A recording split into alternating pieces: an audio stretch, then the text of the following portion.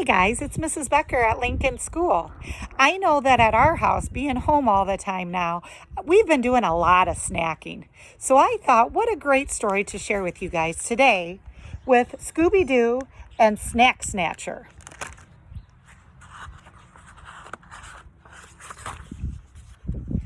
Shaggy, Scooby, and the gang were at the Coolsville Bake-Off contest. Like, get a nose full of that, Shaggy sniffed the air. Scooby-Doo sniffed too. Scooby and Shaggy had entered the contest. They were going to bake Scooby snacks. Like, this contest is the best, Shaggy smiled. The winner gets free pizza for a year. Fred pointed to a booth. That's your spot, he told Shaggy and Scooby. Velma, Fred, and Daphne grabbed the supplies. These bags weigh a ton, Velma said. What is in here? Asked Daphne. Ingredients, said Shaggy. Flour, sugar. Then Scooby pulled out a box. Pizza, Scooby cried. There's no pizza in Scooby snacks, Velma said. Shaggy took a big, cheesy bite. It's not for the snacks, he explained. It's for the cooks. That's right, said Scooby. Humph, said skinny Miss Pinchface in the next booth. What noisy eating. Shaggy and Scooby watched Miss Pinchface wash lima beans for a veggie pie. Then they spied the Tub Twins making double fudge brownies. Shaggy reached out a hand. Scooby reached out a paw. Don't, said Velma. You can't eat anybody else's food. It's against the rules. You will be kicked out of the contest.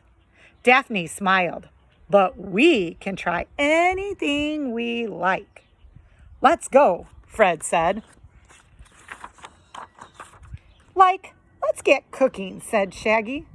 Scooby took out more ingredients. Then they pulled out baking sheets, dough cutters, chef hats, aprons, and finally, another pizza? Phew, Shaggy yawned. I'm tired. If I weren't hungry for Scooby snacks, I would take a nap. Like, let's hurry, Scoob, so we can snooze.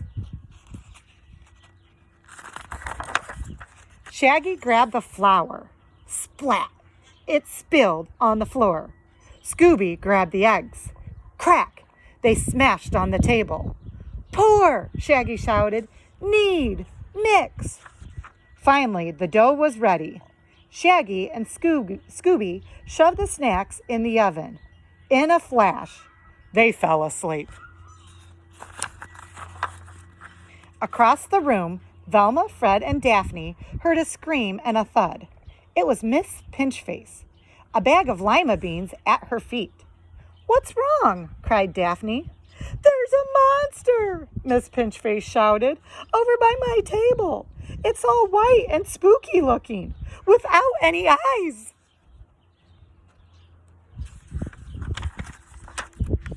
A rumbling noise shook the room. I see something on the other side, Daphne cried. Let's go, said Fred. Velma, Fred, and Daphne ran closer. The noise grew louder, but as they reached the cooking booth, the noise stopped. The monster was gone. Like, quiet down, you guys, Shaggy said. We're sleeping here. We're sorry, said Daphne, but Miss Pinchface saw a monster, Velma added. A monster?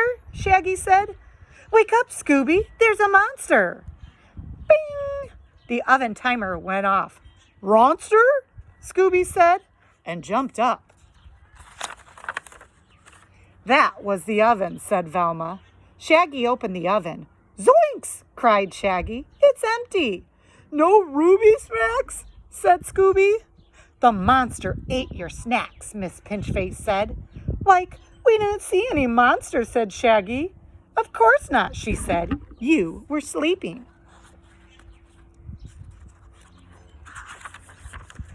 Look at this, said Velma.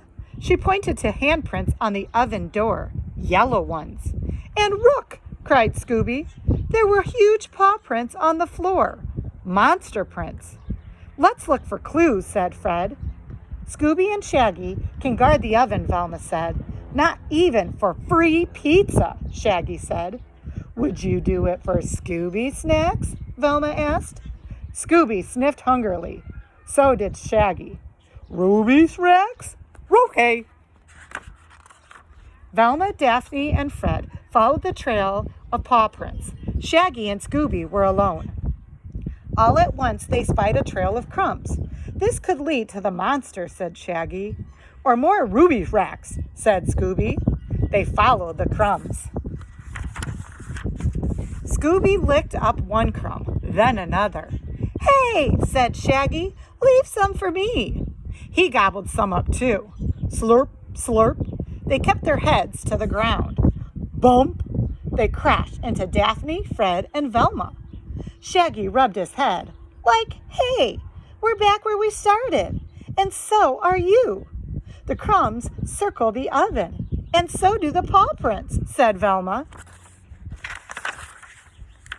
She peeked at Scooby's paws. White, she said. She examined Shaggy's hands. Yellow, she cried. Fred wiped crumbs from Shaggy's shirt. These crumbs are just like the ones on the floor, he said. Shaggy, did you eat the Scooby snacks? Well, maybe. I woke up from my nap for a minute and ate some. What about you, Scooby-Doo? Velma said. Scooby shrugged. I ate one through. There is no monster, Velma said. We saw something white, but it was only Shaggy and Scooby wearing an apron and a hat. Shaggy's hands are yellow from egg yolk. He made the handprints. And Scooby's paws are white from flour. He made the paw prints. You both ate the snacks, and you didn't even know it. But we are out of the contest, said Shaggy. Now you can try all the food, said Velma. Shaggy took a bite of the veggie pie. Like, this is delicious. He eyed all the tables, and we've only just begun. Scooby grinned. Scooby-Dooby-Doo. So I hope you enjoyed this book today. And I just thought if you're snacking, to try it when you're at home, try to pick out some healthier snacks, like maybe an apple or a cheese stick or maybe even a type of granola bar. Great, and have fun snacking.